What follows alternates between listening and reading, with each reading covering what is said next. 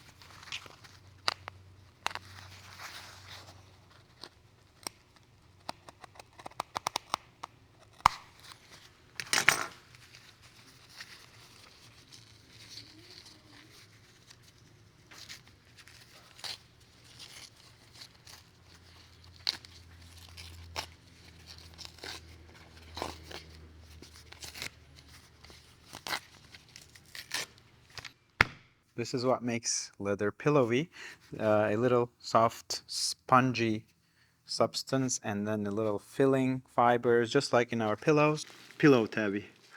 So the story piece, I've seen before leather, Coach used a non-leather story piece, which I wasn't a big fan of. We're gonna see if this one is leather. So let's go ahead and cut it off.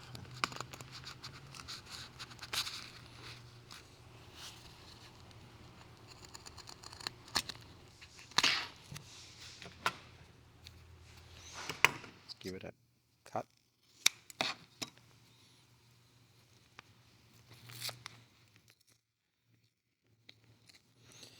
Yeah, I guess this is one of those. This is a PU. This is non-leather. And hey, call me crazy, but I'm a little bit not happy about story piece of Coach not being leather. They're really careful about using good leathers everywhere else on their story piece, which looks like leather, but not leather, is a little bit ironic to me.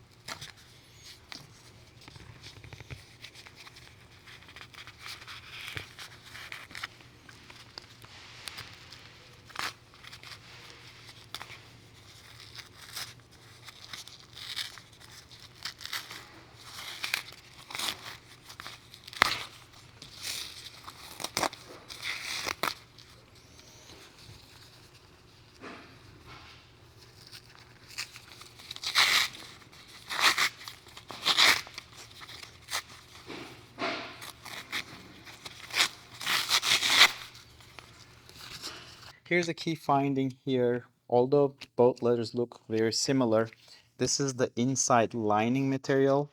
It is made out of a cheaper leather. How can we tell? Is has a larger pore density here, which tells me it's an older animal. It's a sheepskin, and it's a little looser fiber. And they didn't even dye it through in the drums. This is a cheaper option versus the leather they use outside, which is a lambskin. I can tell it by the pores of the leather. It's much younger animal here, and for that reason, it's more tighter and better looking. It's more expensive. Nothing wrong with this. Inner linings usually made out of cheaper material. They basically use a very close finish to make it look like it's made out of same leather, but in reality, it's not, and it's a very common practice.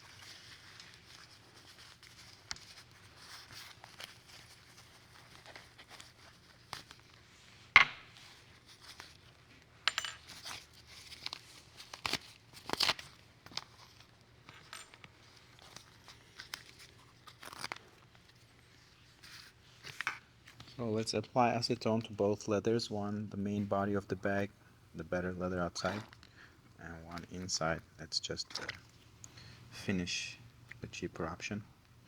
See how they're going to respond.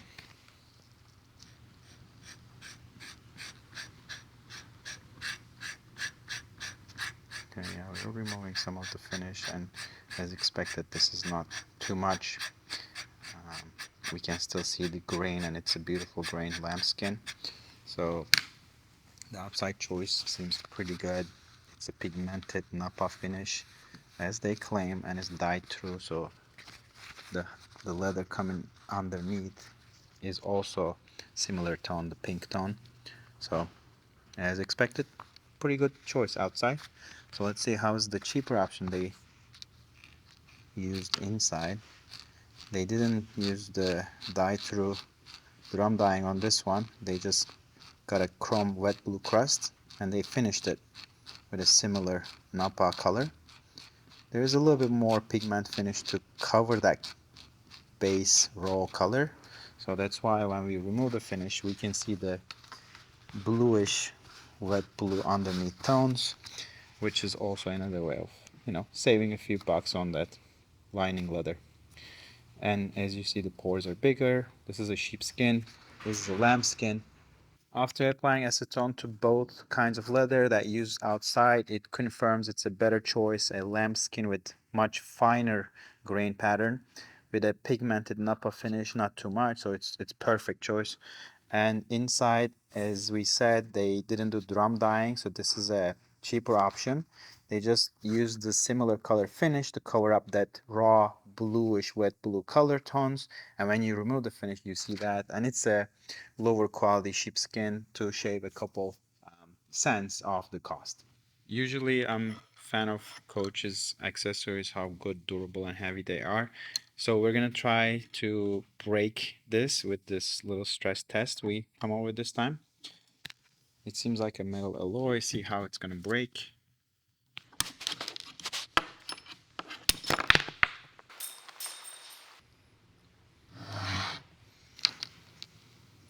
It's a nice, clever design of the accessories. It bended quite a bit. I'm thinking this is a form of metal alloy. I don't think it's brass nor steel. So it's a good alloy which bends a lot. It prevents its cracking or breaking. That's why it always feels like Coach's accessories will last a long time. So I guess they know what they're doing here. I always admired the accessories Coach used on their stuff so far, and this time we would try to break this by applying some stress with the vise here. It seems like their alloy for the accessory is pretty flexible, so it prevents the cracking and bending. That confirms my feeling about the quality of this thing.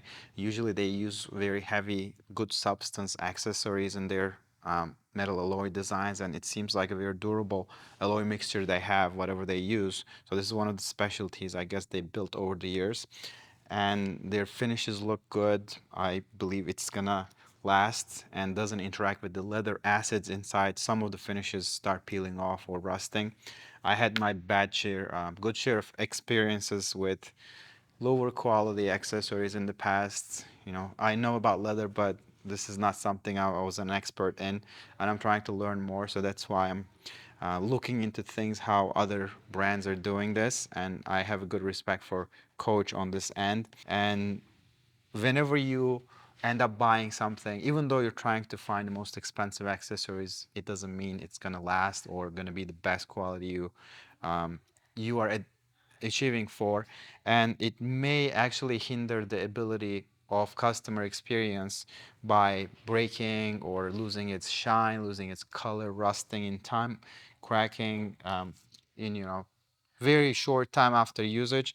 So we definitely we'll start considering the quality of accessories as well. In the market, we know there's metal alloys called Zamak, there's steel accessories, there's brass accessories.